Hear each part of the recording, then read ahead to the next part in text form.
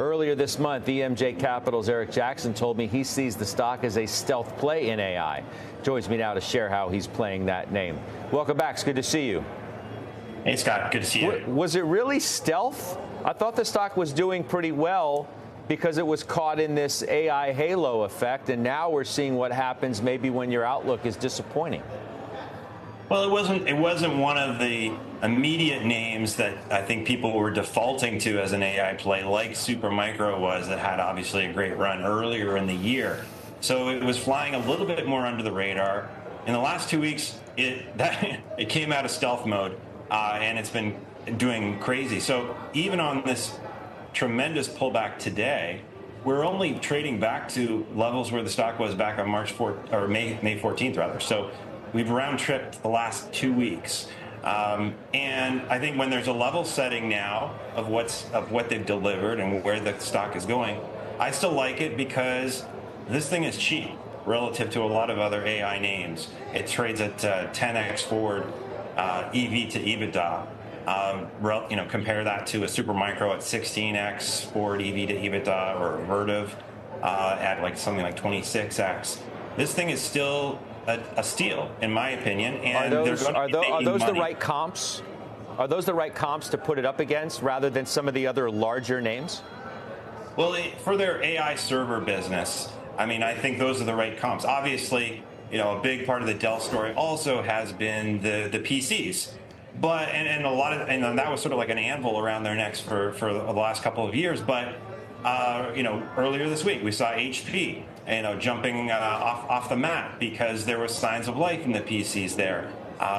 We hear talk now of AI PCs from a couple of weeks ago when Jensen spoke about them. So I think there are a lot of reasons to look positively. That the big question that hurt them last night was from Tony Sacconaghi on the earnings call, where he said, where's the money that you're making for the 1.7 billion in new money that you delivered this quarter relative to last quarter in AI servers? We didn't see a bump in operating income, and that's a totally fair point by him.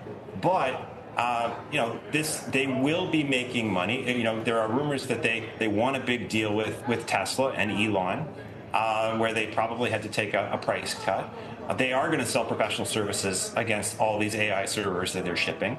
And most interestingly, they're going to sell a lot of storage services. So they didn't show that last night in the prior quarter. But I think there are a lot of reasons to get excited. And again, with the valuation, I think it's going to be compelling for a lot of people. Interesting. You suggest to us that you've been putting money to work in names like Coinbase and Carvana, but the one that frankly jumps out the most to me is ARM Holdings.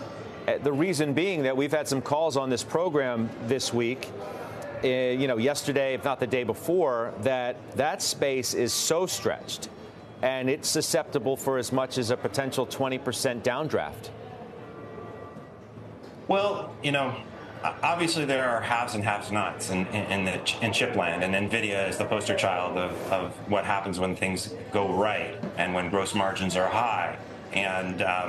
But I do like ARM. I do think that they're producing CPU-based chips, which some would say is not as exciting, obviously, as the AI space. But you need those chips in all these AI servers that are being built out, and they have a great partnership with NVIDIA. NVIDIA obviously tried to buy them several years ago.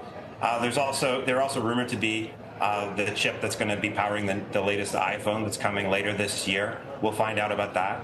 They've documented that as they sell more chips this year, their royalty rates are stepping up increasingly. So it's not a value play like a Dell is, but I think there are going to be a number of catalysts for a name like ARM, for the rest of the year that make me think that it is going to continue to pop on those news events and do well.